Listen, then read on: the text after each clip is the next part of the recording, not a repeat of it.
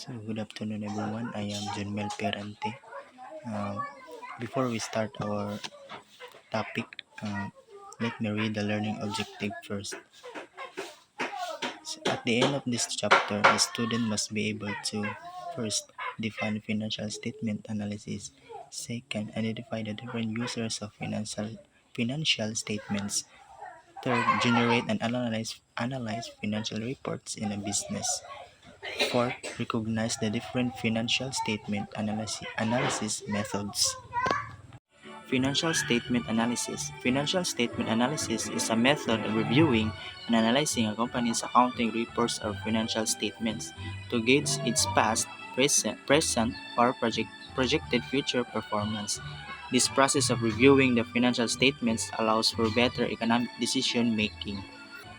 And also in financial statement analysis, they include balance sheet or income statement or cash flow statement para masabutan mo po na to no kanang like reviewing or evaluating para makadesisyon sila if kaniya nga business is mapadayon pa ba or dili.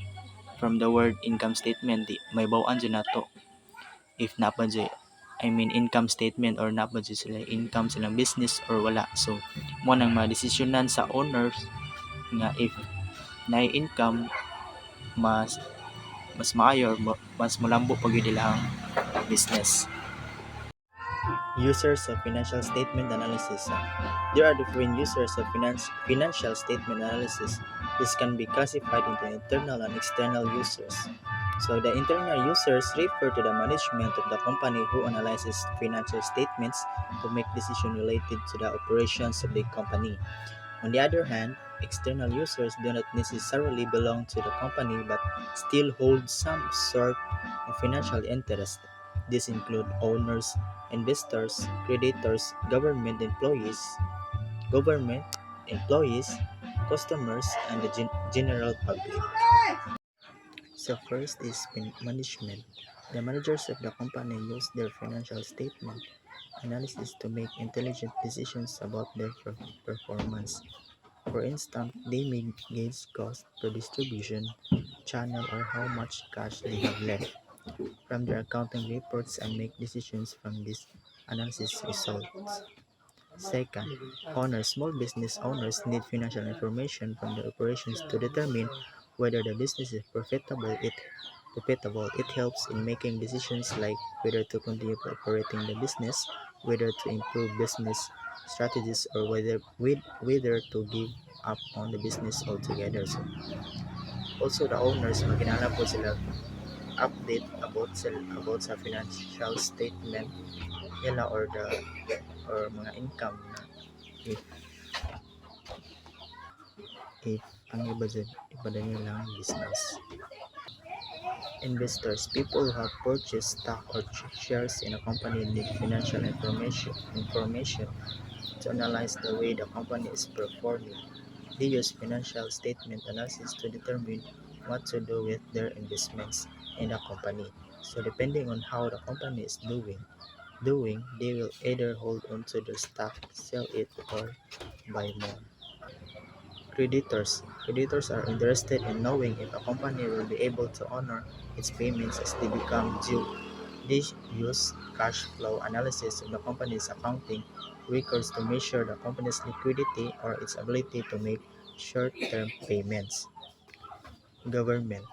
Governing and regulating bodies of the state look at financial statement analysis to determine how the economy is performing in general so they can plan their financial and industrial policies.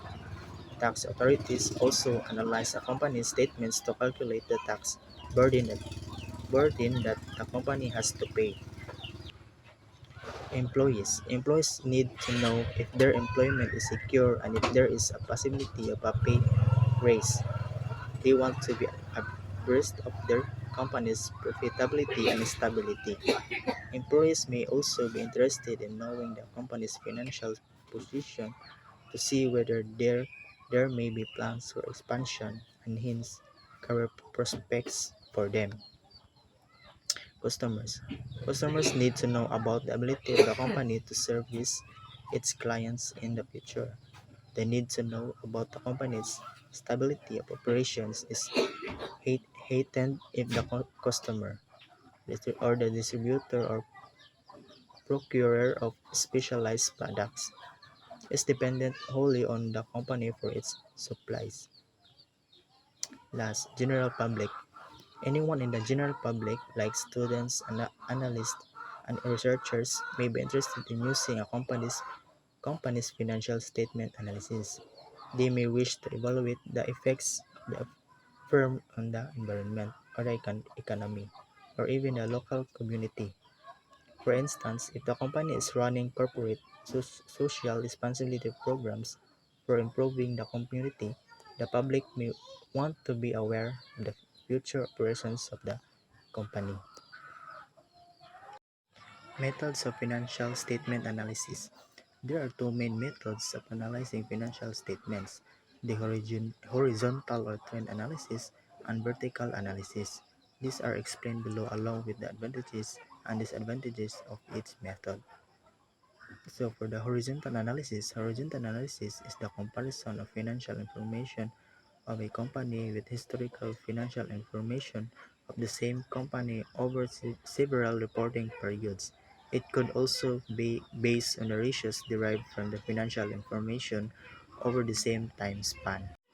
Horizontal analysis can be performed in one of the following two different methods: the absolute comparison or percentage comparison. Absolute comparison. One way of performing horizontal analysis is comparing the absolute currency amounts of some items over a period of time. For example, cash in hand at the end of an accounting period can be compared to other accounting periods. This method helps identify the items which are changing the most. Second, the percentage comparison. In the second method of horizontal analysis, percentage differences in certain items are compared over a period of time. The absolute currency amounts are convert, converted into percentages for comparison. For example, a change in cash from 5,000 to 5,500 will be reported as 10%. 5,500 minus 5,000 increase in cash. It can also be reported as 110% of the cash at the end of a previous accounting period. This method is useful when comparing the performance of two companies of different scales and sizes. Advantages and disadvantages of horizontal analysis. The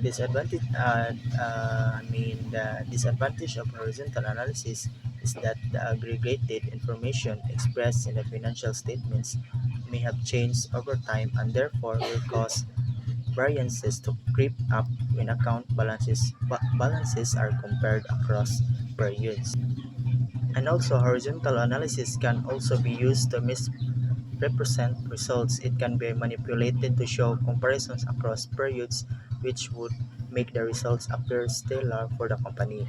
For instance, if the profits for this month are only compared with those of last month, they may appear outstanding, but that may not be the case if compared with the same month the previous year. Using consistent comparison periods can address this problem.